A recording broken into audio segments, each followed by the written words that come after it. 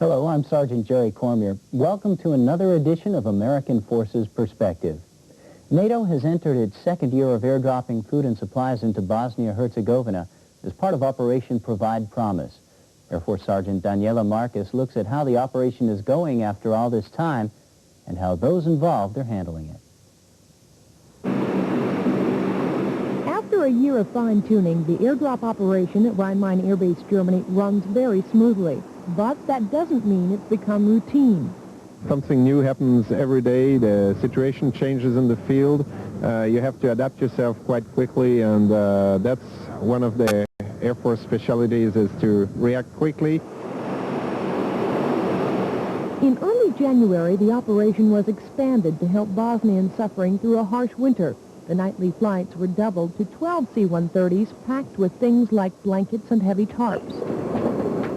The airdrop missions are rarely canceled, and then only when absolutely necessary. February 28th, the day 4 planes violating the no-fly zone were shot down, was one such occasion.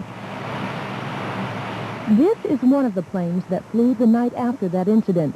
The crew, from an Air National Guard unit from Oklahoma, was new to the airdrop operation, with only 3 drops under its belt. Well, we were just briefed of the shootings yesterday, and we were told to keep an eye out for enemy aircraft and anything that was flying, to be more observant. 5 seconds. Green light. Air release. And load's clear.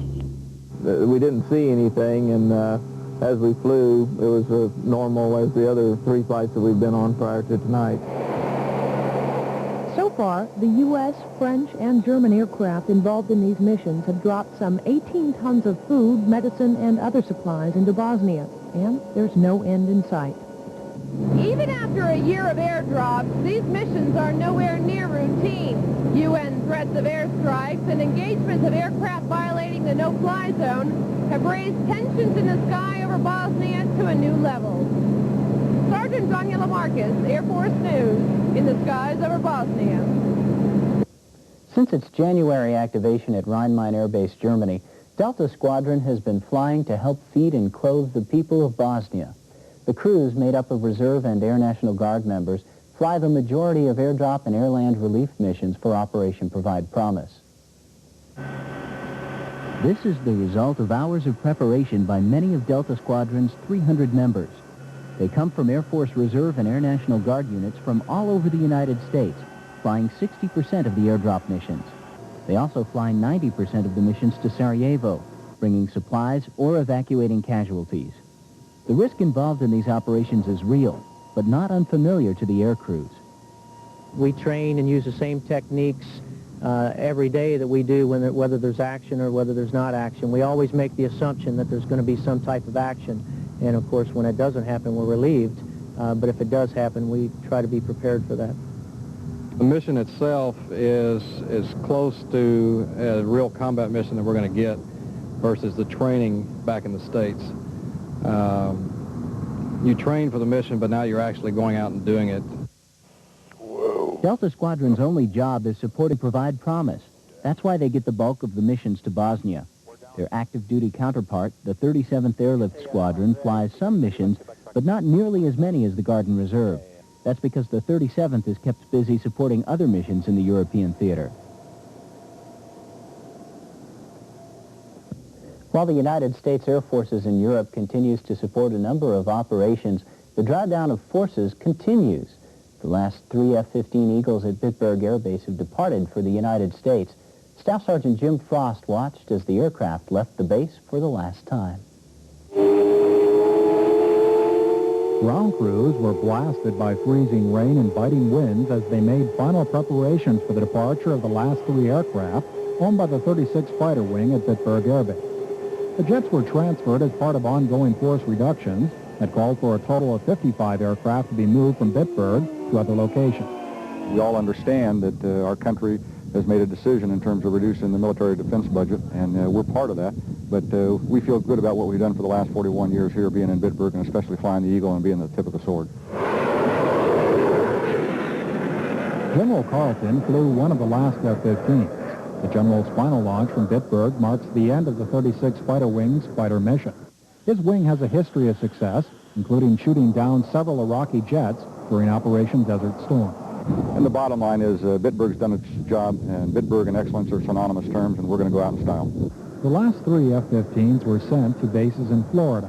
2 flew to Tyndall Air Force Base, and the other went to the base at Eglin. Sergeant Jim Frost, Air Force News, Bitburg Air Base, Germany. USAFE medical personnel are back home following a 6-month deployment to Zagreb, Croatia.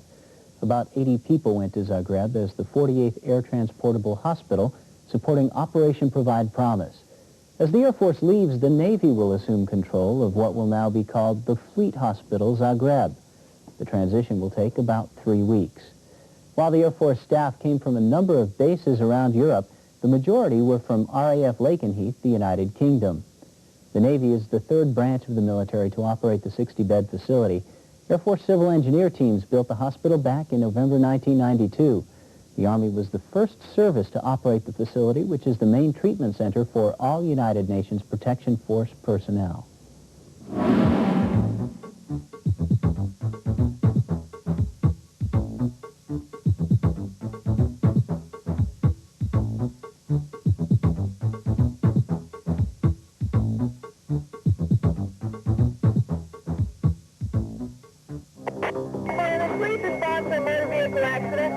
11. That's a good copy, line 2 base, step 11, we're on our way. A medical emergency, and an ambulance team responds. Line 2 base, step 11. My patient exhibiting all shock signs. I've got her mask trousers and 2 large bore IVs. Skills and equipment are put to the test in a crisis. Being prepared makes the difference. Having a full supply of blood is an important part of the preparation. You can help by donating to the USAREUR Blood Bank. The blood you give could save the life of someone in need. Maybe someone you know. Maybe someone you love. Help to make a difference before the crisis. Contact your local military hospital and find out how you can donate to the USAREUR Blood Bank. Driving in the United Kingdom takes extra attention. Vehicles normally pass on the right. On high-speed carriageways, look out for traffic behind as well as in front of you before passing. When traveling on small, winding country roads, pass quickly but cautiously. And always keep an eye on the other drivers in heavy traffic. Be smart when driving in the UK. It's a safe way to enjoy your stay.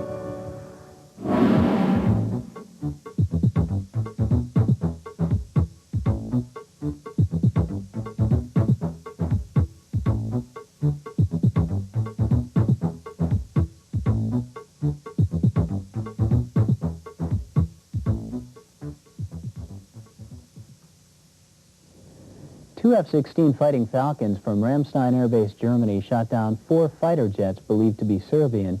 The F-16s were flying in support of NATO's Operation Deny Flight. Besides violating the airspace over Bosnia, the aircraft were allegedly bombing a factory and a hospital. The incident took place on February 28th. Admiral Mike Borda, commander of NATO Forces Southern Europe, said, "We did what we said we would do." Since October 1992, military flights over Bosnia have been prohibited by UN Security Council Resolution 816. In April 1993, NATO put teeth in that resolution by enforcing a no-fly zone over Bosnia. One of the F-16 pilots gave 2 warnings to the trespassers before obtaining permission to engage. Besides preventing air warfare from becoming part of the conflict in the former Yugoslavia, Senior Airman Bettina Kluver says F-16s on temporary duty at Aviano Air Base, Italy, continue to watch for artillery in the Sarajevo area. They fly fully armed, but for now the mission of the F-16 Fighting Falcons from Ramstein is not hostile. The pilots patrol Sarajevo and the surrounding area, looking through the clouds for artillery movement or anything else that would prompt more serious action. Well, sometimes see a lot of weather. Sometimes we can see the ground, and then we work with people on the ground out there, talking to them on the radio, trying to identify areas of interest. The pilots know there still is the possibility of them having to use the missiles they carry, but that aspect of their job is not as imminent as it was only days ago. Actually, I think most of us are glad it's a peaceful conclusion. It has to be otherwise. We're ready, though. For the United States Air Force, being part of Operation Deny Flight in conjunction with NATO Air Power is a historical event. Well, it's the first time NATO Air Power has been called as a coalition to support a UN objective or resolution. So it is kind of a first time thing, Aaron. We're out there on the leading edge, and you always hear about it, but this time it's for real. During the sorties flown here at Aviano, the F-16 pilots have proven again the capability of their aircraft and their personal expertise are an invaluable asset to NATO and peace. Senior Airman Bettina Kluver, Air Force News, Aviano Air Base, Italy. Besides F-16s, Air Force A-10s are also helping patrol the skies over Bosnia-Herzegovina. Staff Sergeant Clay Cogstill says one A-10 squadron sent to Aviano Air Base, Italy, came under a new squadron flag while helping to keep peace in the Balkans. The crews are still flying. These A-10 pilots are preparing to fly another mission in support of Operation Deny Flight, just as they have since July last year. I still think we're doing an important job down here, and in my mind, we're helping to save some people on the ground. In February, the 510th Fighter Squadron was inactivated. The A-10s now belong to the 81st Fighter Squadron. At their home base of Spangdahlem Air Base, Germany, the appropriate ceremonies commemorated the name change.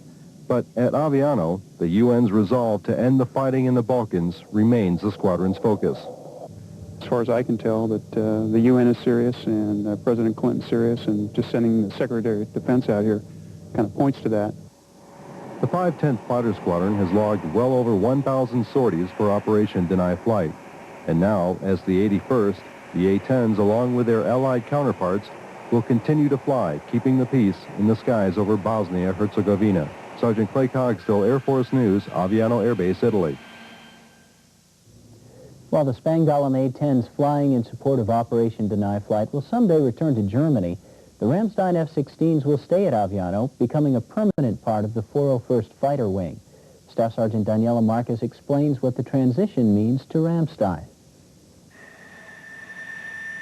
The departure of 2 squadrons of F-16s and some 1,400 people leaves a void in Ramstein's identity as an airbase, one that will be quickly filled. The first C-130s from the 37th Airlift Squadron at Rhein-Main Air Base, Germany, which is drawing down, are expected in July. And soon after that, the first Combat Communications Squadron will move to Ramstein from nearby Sembach Air Base. But the needs of those 2 squadrons don't exactly match up with the facilities being vacated by the F-16s. So others at Ramstein are moving too. There's quite a bit of shuffling. We're moving 10 squadrons and a group staff around the base to house and make room for the C-130s and the 1st Combat Com. A number of construction projects need to be accomplished as well. They include additional ramp space, hangars, and the hardening of some runways. You know, with the drawdown of Rhein-Main, there is about 100 million Deutschmarks that the German government is going to put at the disposal of German construction companies for 10 major projects here on the field. Ramstein will have to close its runway to accomplish those projects.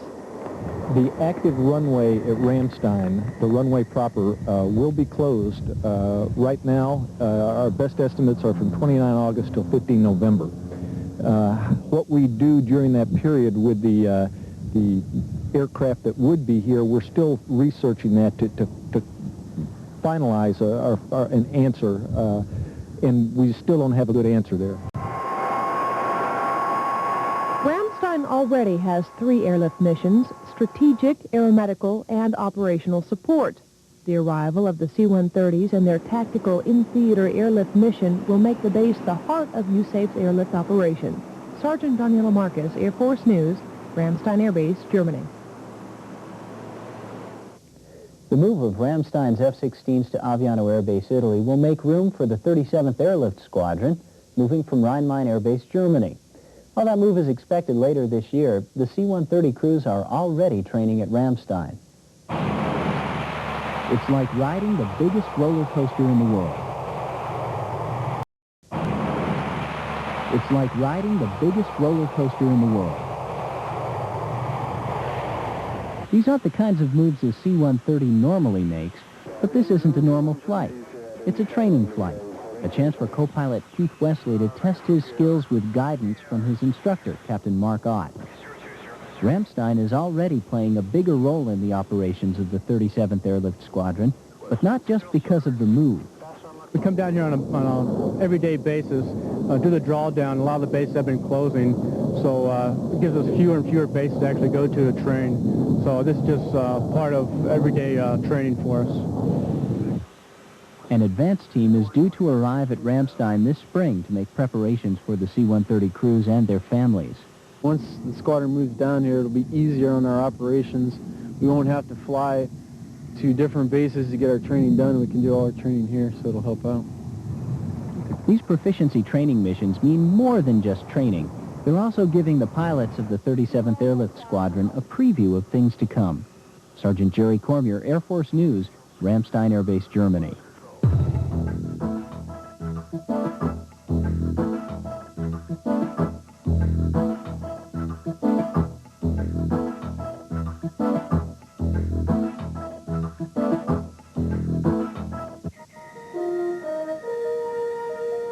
Air Force pilots trained the way they fly, as a team.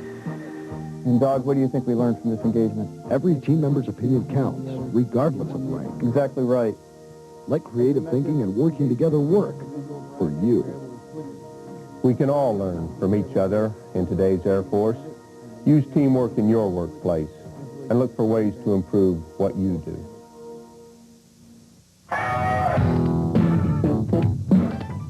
There's no doubt that we're living in stressful times. Between the drawdown and all the uncertainty that goes along with it, stress can really take its toll.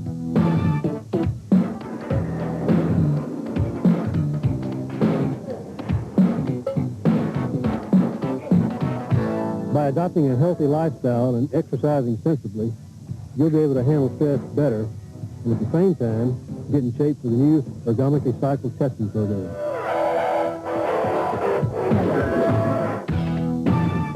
You'll look better and feel better, and you'll be able to face the challenges of today's new, leaner Air Force.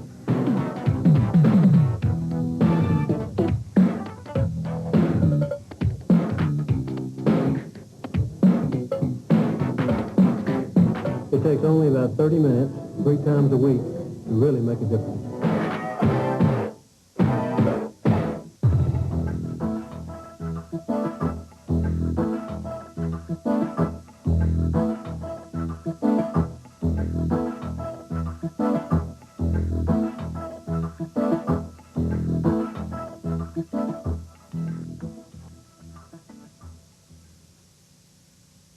For one German teenager, time may be running out. He's fighting cancer. In conjunction with the Make-A-Wish Foundation, the United States Air Force is fulfilling one of his dreams. Senior Airman Bettina Kluver was on hand at Spangdahlem Air Base, Germany, when 18-year-old Roland Schuckermüller joined a KC-135 tanker crew on a refueling mission. When Roland was asked by the German version of the Make-A-Wish Foundation what he had always dreamed of doing, he didn't have an answer right away. So Roland and his friend Mike got together and brainstormed. I thought about it, and I didn't want to make something like Meeting a Star or something, because you are a pop concert, you can always go to a pop concert, and I wanted to make something that I could never do without hard wishes. And so we sat at home, and then Mike said, hey, what about flying? And then I said, yeah, flying is very, very good. A doctor wouldn't give the okay for a flight on a fighter jet, so a tanker crew came to Spangdahlem to refuel fighters just to fulfill Roland's wish. Basically, we took off from here at Spangdahlem, went up to what they call a sandy track, and refueled a couple, 4 German F-4s, and then we had a bunch of F-15s and some 16s from Spangdahlem come up and refuel with us. Roland spent most of the flight on his stomach, not because he was airsick, but because that's the position the boom operator is in while doing his job, and that's the best place to watch the refueling process. Well, it's actually pretty comfortable. It's a little cold. It's not as well insulated as the rest of the aircraft, but seemed to really enjoy it. He got a lot of good pictures out of it. Saying he enjoyed the flight is an understatement. Roland was almost speechless. It was great. It was, oh God, it's difficult to explain in English. It was great. It was The event from 94. After the flight, the tanker crew gave Roland a picture of the aircraft, a squadron patch, and coin as a memento of his special day. Senior Airman Bettina Kluver, Air Force News, Spangdahlem Air Base, Germany. During the Cold War, the U.S. military spent millions of dollars building up its defense. But now the Cold War is over, and there are huge stockpiles of supplies and equipment throughout Europe that have never been used. Some of that equipment in the United Kingdom is finally going to be put to use, but as Senior Airman Brett Baker found out, not where you'd think. A hospital in a box. Actually, 100 boxes. When the 608th Contingency Hospital at RAF Upwood closed last year, several $1 million in hospital equipment and supplies were no longer needed. So the equipment is going to several humanitarian efforts around the world. One is Operation Provide Hope. $7 million worth of hospital items was sent to 4 different hospitals in Minsk, Belarus, in the former Soviet Union. A 1,500-bed hospital went to a region of the world that only recently was considered America's enemy. I would say there's a little irony, but it also is a very good idea to help these countries progress toward democracy.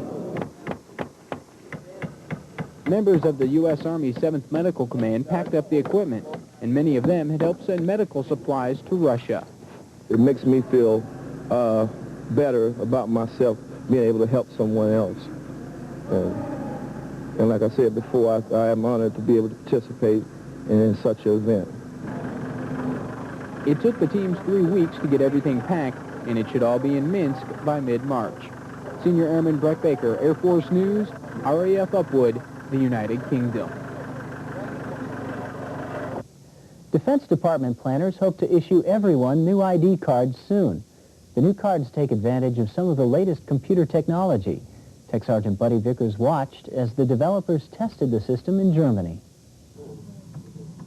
The new ID cards will be made at a small computer station that has a camera and laser printer attached. The picture on the card is a computer-stored image, so the printer puts the picture on the card. The new card does not use any film, and consequently the physical cost of producing the card, the materials, is about 29 cents, which is about half of what it costs to do the card under the old system. Everything on the card is computer-generated, which means an Army or Navy office could issue an Air Force ID card. On the back, there are numbers in the optical barcodes that can be scanned to verify the card is valid. If someone comes in and says, I've lost my card, you issue them another one, you invalidate the old number, and if someone tries to use that card and it's scanned, it'll come up and say, gee, grab that card, that's a lost or stolen card. The paper is special, too. It bonds with the plastic used to laminate it, which allows them to take a lot of abuse. We've taken them home and washed them. I don't know what the record is for the number of washings, but we've washed them a substantial number of times. And while these things are not indestructible, they are very sturdy. The new cards are also smaller, making them easier to fit into a wallet. Developers are testing the new card at several locations around the world and want everybody to have a new card by the end of 1995. Sergeant Buddy Vickers, Air Force News, Ramstein Air Base, Germany. Despite teaching students for years, the Air Ground Operations School at Sembach Air Base, Germany remains just as important today as it was in 1954. Staff Sergeant Jim Frost says the school's recent accomplishments include teaching UN protection forces, including the Berlin Brigade. The Air Ground Operations School at Sembach Air Base helps Allied forces blend military air and ground combat operations. The school teaches Allied armies and air forces how to work in harmony during battle. Friendly, 1.5 kilometers. Recently, school instructors trained a multinational group of forward air controllers, or FACs, to support the United Nations Protection Force on duty in Bosnia-Herzegovina and Macedonia. If needed, FACs can direct friendly aircraft to destroy hostile targets near them. We wanted the FAC on the ground to have a nice warm fuzzy and say, when I say clear, hot, you can drop your bombs, that I know it's going to go on that target. So it made us feel good that, my gosh, at least those guys just got the training. So if they should ever need air support, at least they've had the training and understand the system. In the last 40 years, more than 45,000 students from multinational forces around the world have attended the school. Among other things, the military students learn that calling in an airstrike requires precise communication with air liaison officers, or ALOs. 80% of our students are people that are not necessarily required to come to the course, but need the course because they work right next to the ALO. And if they can't understand what the ALO is saying, then it causes more friction and coordination takes longer. 2 years ago, the school instructed some 1,200 students a year. Today, the figure is down to 650. Once military force reductions are complete, Colonel Warner estimates the number of students trained annually will level off at about 600. Sergeant Jim Frost, Air Force News, Sambach Air Base, Germany. During Operations Desert Shield and Storm, several people became international figures.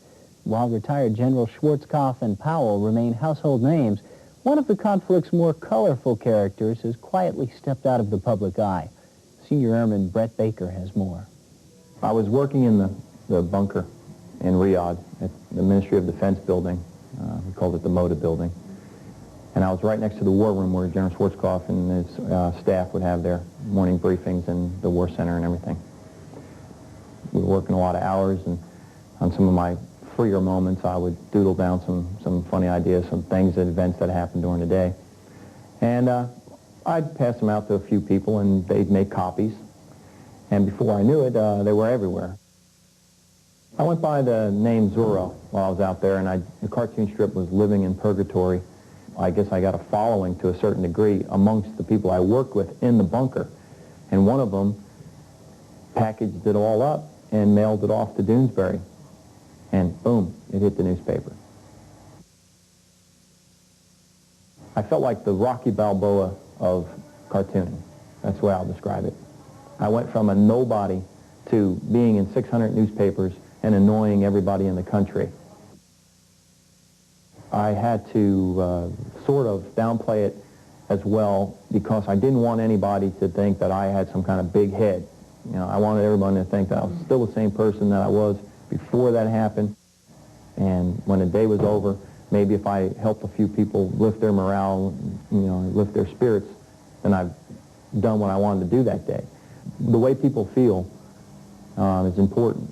And if you can help somebody to understand their feelings, then you should never stop yourself. If you can, by doing it with artwork or talking to them or a song or any type of expression that you can, or anything that you can create that'll help people identify with the way they're feeling and then be able to laugh about it and then move on, it's important.